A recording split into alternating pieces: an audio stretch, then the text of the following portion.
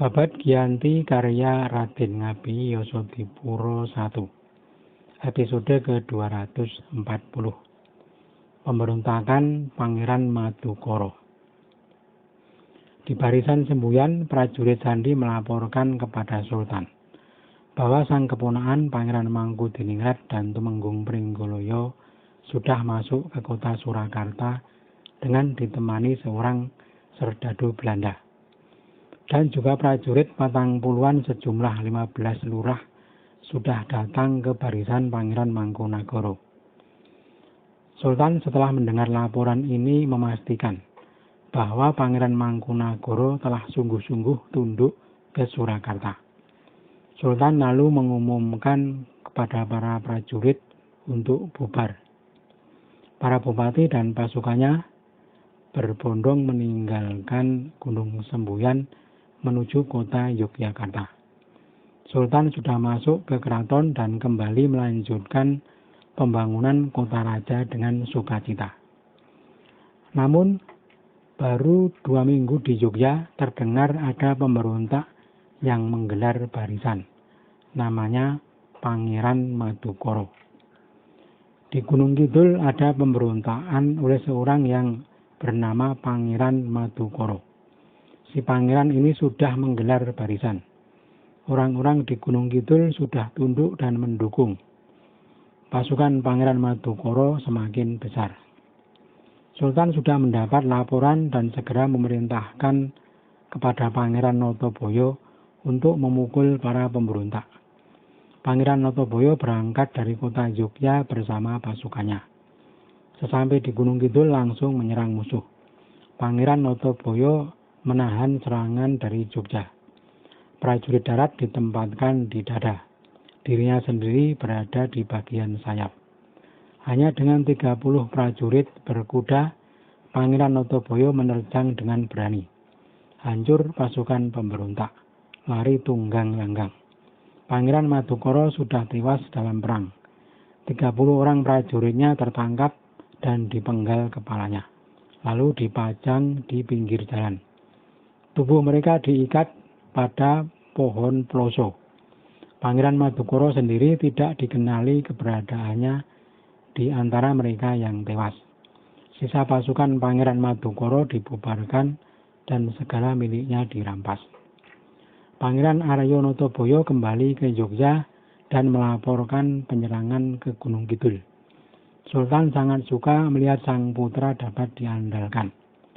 Namun tidak lama sesudah kepulangannya, Pangeran Arya Notoboyo jatuh sakit. Selama setengah bulan sakitnya tak kunjung reda. Sultan sudah 3 kali menengok, memperlihatkan rasa kasih yang besar. Namun Pangeran Notoboyo tampaknya sudah sampai pada ajalnya.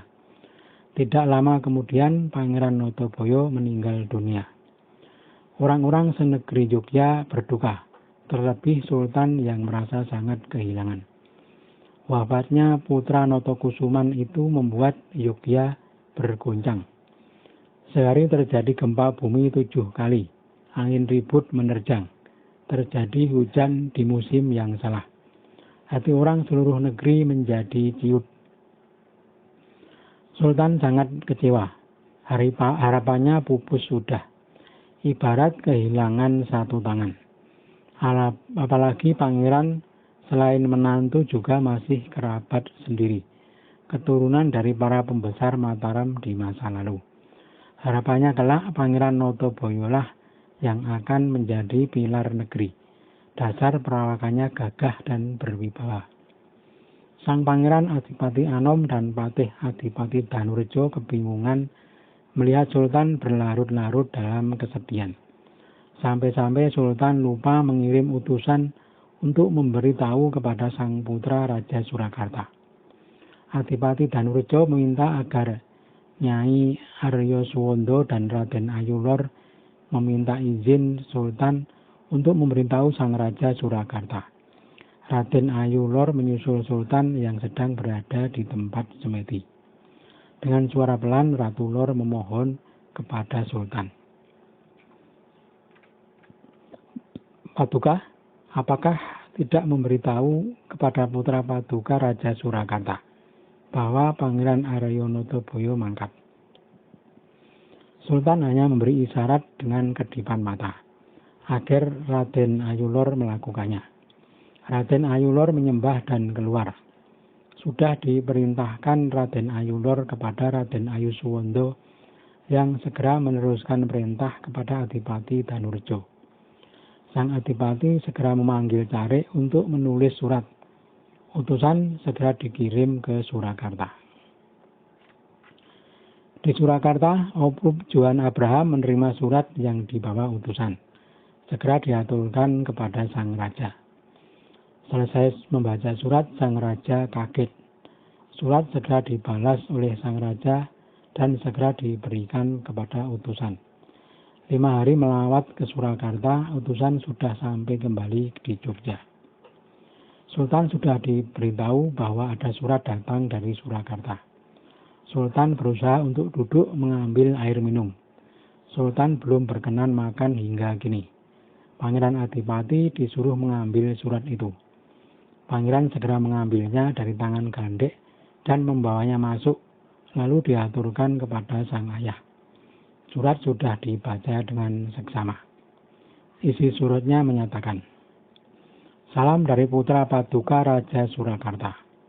Saya mendengar Paman larut dalam kesedihan atas wafatnya Dinda Pangeran Nataboyo. Paman hendaknya ingat bahwa sebagai makhluk Tuhan, kita seharusnya pasrah terhadap batas usia. Saya ibarat menggarami samudra jika memberi nasihat kepada Paman. Saya hanya mohon agar Paman jangan memperpanjang kesedihan. Karena sekarang siapa lagi yang akan menjadi teladan bagi saya jika bukan Paman? Siapa yang akan menjadi pusaka tanah Jawa jika bukan Paman? Kalau Paman melakukan hal yang demikian, sungguh akan menjadikan kami tipis iman kepada Tuhan." Sultan setelah selesai membaca surat kaget, merasa bahwa sang putra telah menyadarkannya. Dan memang benar semua yang dikatakan dalam surat. Semua yang terjadi adalah kehendak Allah. Sultan segera memanggil istri tercinta Raden Ayulor. Setelah yang dipanggil menghadap, surat segera diberikan. Sultan berkata, "Mbok Lor, aku tersadarkan oleh putramu, anak Prabu Surakarta." Raden Ayulor membaca surat dari sang Raja Surakarta. Setelah selesai, Raden Ayulor tersenyum. Berkata Raden Ayulor, "Benar yang dikatakan putra Paduka sang raja. Hanya Paduka yang pantas menjadi teladan dalam menghadapi segala persoalan." Gandek yang mengantar surat ketika ditanya menceritakan keadaan Paduka. Putra Paduka merasa tipis rasa imannya melihat Paduka larut dalam kesedihan. Sungguh Padukalah yang seharusnya memberikan teladan dalam ketabahan. Sultan lalu meminta makan. Lalu memerintahkan kepada pelayan agar menyuruh tukang kuda mengambil segera 3 kuda Sultan, si Joko Kamandoko, si Bisowarno, dan si Joyondaru. 3 kuda disuruh membawa masuk ke istana. Hati sang Sultan sudah tenang.